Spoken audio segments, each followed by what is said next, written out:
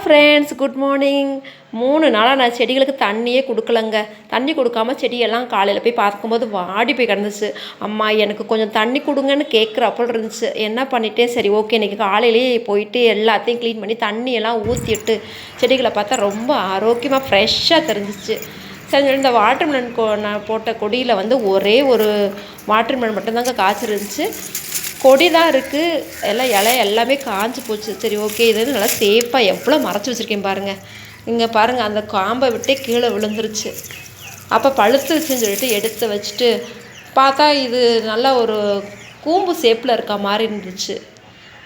சரி இன்றைக்கி கட் பண்ணி சாப்பிட்றலாம் அப்படின்னு சொல்லிட்டு எடுத்துகிட்டு வந்தேங்க. எடுத்துகிட்டு வந்து பார்த்தாக்கும் இது சொரக்காய் ஷேப் மாதிரி இருக்குது. தர்பூசணி மாதிரியே தெரியல, சொரக்காய் மாதிரி கூம்பு போல் இருக்குது. அந்த கூம்பில் வந்து அந்த மேல் பகுதி மட்டும் ரொம்ப அப்படியே சூம்புனா போல் இருந்துச்சு.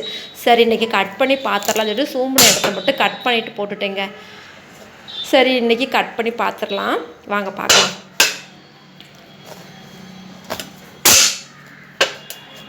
கலர் நல்லா விளைஞ்சிருக்குமா இல்லையான்னு டவுட்டோட கட் பண்ணிக்கிட்டு இருக்கேன். நல்லாவே சூப்பராக வந்திருக்குதுங்க.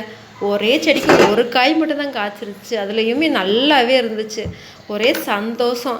சரி ஓகே, இன்றைக்கி நாம் கொஞ்சம் சாப்பிட்டுட்டு நம்ம குழந்தைங்க ஸ்கூல்லேருந்து வரும்போது ஏதாவது ஸ்நாக்ஸ் கொடுக்கணும் இல்லையா, இன்றைக்கி பிள்ளைங்களுக்கு வந்து இதை ஸ்நாக்ஸாக கொடுத்துர்லான்னு சொல்லிட்டு எடுத்து வச்சுருக்கேன்.